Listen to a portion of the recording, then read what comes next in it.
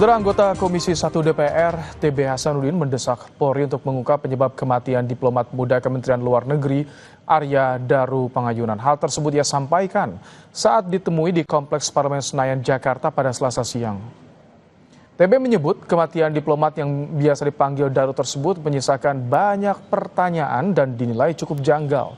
Pihak kepolisian pun diminta untuk bisa membongkar perkara ini sejelas-jelasnya.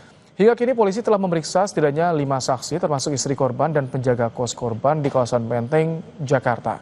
Sejumlah rekaman CCTV pun menjadi barang bukti, di antaranya menunjukkan aktivitas korban di malam sebelum korban ditemukan tewas.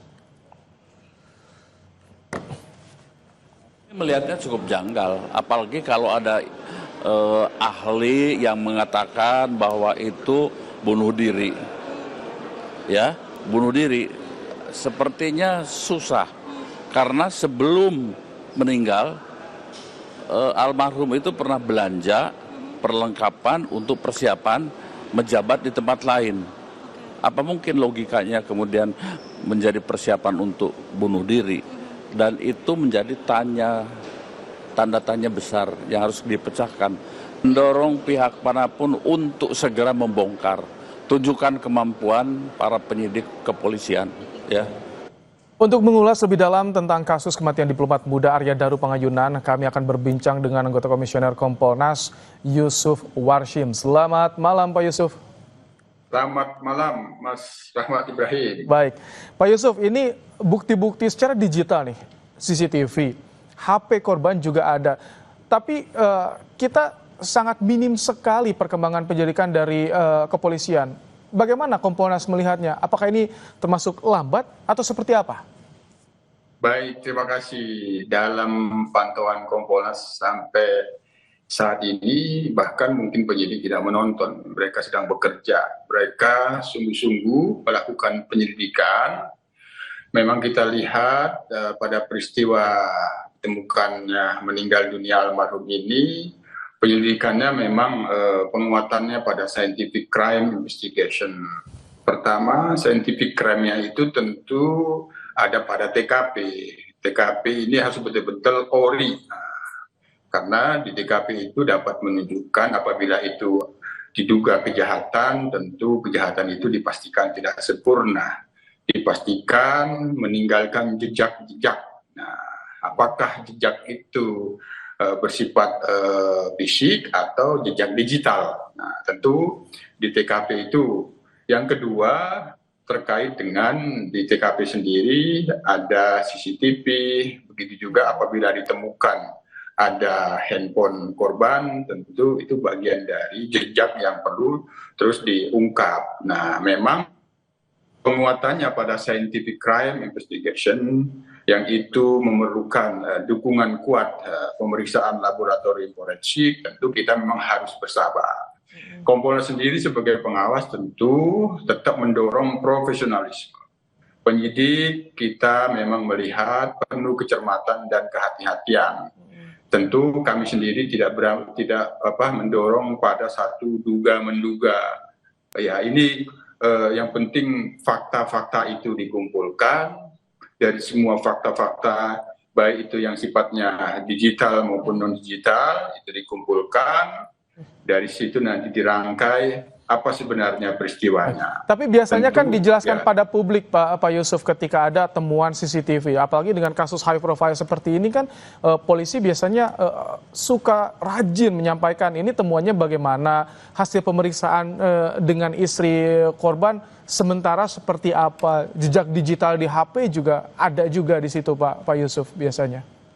Ya, tapi dalam monitor kita dari Humas Polda itu ada sedikit menjelaskan juga terkait dengan adanya komunikasi dari pihak keluarga yang itu diduga istri kepada penjaga. Itu kan sudah memberikan penjelasan yang untuk sementara menjelaskan dugaan mondar-mandirnya para penjaga kos itu. Tapi tentu untuk selanjutnya kan ini perlu dianalisis menjadi sebuah rangkaian cerita sampai ditemukannya, sampai mencongkel jendela itu, terus membuka pintu itu, kan itu kan rangkaian cerita yang itu perlu dirangkai. Nah, hanya sekali lagi memang kita sangat mendukung bahwa pengungkapan kasus ini penguatannya pada scientific crime investigation. Misal di TKP kan memang apabila ya sekali lagi itu peristiwa kejahatan dipastikan tidak sempurna. Kalau memang ada pelakunya yang itu kita duga, tapi ini tidak bermaksud mengarahkan apabila memang itu diduga ada kejahatan, apakah itu ada potongan rambut yang jatuh, itu rambut siapa, itu kan bisa dilakukan pemeriksaan DNA. Ya, Tapi informasi yang didapat Kompolnas sejauh ini bagaimana sih gambarannya konstruksi hukum sementara? Karena banyak sekali bola liar yang muncul dari kasus ini. Benar, ini kasus yang high profile, bukan main-main, sehingga perlu kehati-hatian. Sampai saat ini kami monitor, penyidik terus mengumpulkan fakta-fakta, dilakukan pengajuan pemeriksaan laboratorium. Jadi itu yang harus kita pastikan dan dia betul-betul harus cermat. Nah, pemeriksa laboratorium forensik sendiri kan tentu tidak mengetahui ini siapa yang harus diperiksa, jejak digital siapa. Semuanya itu independen. Itu pun agar valid hasilnya. Ini yang termonitor saya dalam kegiatan penyelidikan yang dilakukan oleh penyidik Polda Metro Jaya, yang itu memang terlihat kesungguh-sungguhan. Ini yang harus kita berikan kepercayaan. Sekali lagi, saya yakinnya bahwa pengungkapan kasus ini peristiwanya apa, penguatan penyelidikannya ada pada pendekatan scientific crime investigation. Salah satunya adalah analisis digital forensik pada HP korban. Biasanya perlu berapa lama untuk analisis digital forensik jika alat-alatnya ini banyak yang menunjang CCTV dan juga HP korban ini? Kalau nanti diharapkan ada fakta yang perlu, ya, ada fakta yang perlu diharapkan berdasarkan digital handphone korban, ya apabila handphone korban itu dalam kondisi terkunci, pada waktu itu mati, terus kemudian ada kunci, ada passwordnya, ada pinnya, dan itu apabila berasal dari produk Amerika, maka tentu harus bekerja sama dengan pihak produsennya. Itu misalnya ya, tapi sejauh ini kita tunggu, kita tidak ingin mendahului menduga-duga wasangka-wasangka apa yang dihasilkan oleh penyidik. Apabila ada satu fakta digital yang diharapkan melalui handphone korban, dan apabila diduga handphone korban itu diproduksi, katakanlah misal dari Amerika yang sangat terkenal itu, saya tidak mau menyebutkan namanya, itu kan apabila dikunci dan ada passwordnya atau PIN. Tapi kalau polisi instrumennya bisa kali Pak Yusuf ya, kalau polisi kan bisa Interpol juga atau bagaimana untuk memudahkan tentunya untuk proses seperti ini kan sudah sering dialami. Ya itu saya katakan tadi membutuhkan kerjasama, kan itu membutuhkan waktu juga.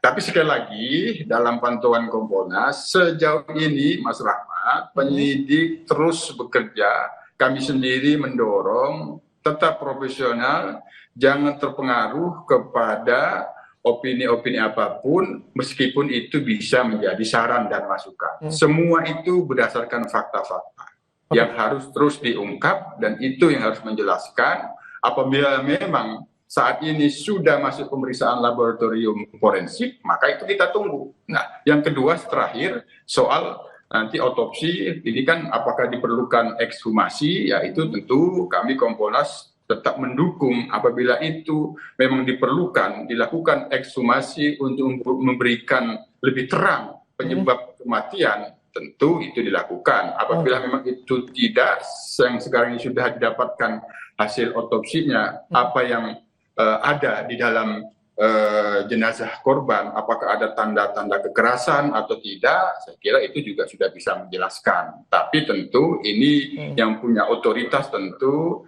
kedokteran forensik yang bisa menjelaskan itu. Kalau misalkan direncanakan 11 hari rampung ya penyelidikan bagaimana ada tidaknya perbuatan pidana, artinya di pekan ini bukti kuat, bukti kunci, saksi kunci juga artinya sudah dikantongi oleh penyidik. Iya, ya semua pihak-pihak yang bisa berhubungan dengan fakta peristiwanya kami yakin dan kami pantau itu dilakukan permintaan klarifikasi. Tapi sekali lagi tentu kita tetap harus menjauhkan dari segala asumsi-asumsi. Karena fakta itu yang nanti akan menjelaskan. Ada yang berkatakan bahwa ini diduga bunuh diri, ya tergantung bagaimana faktanya.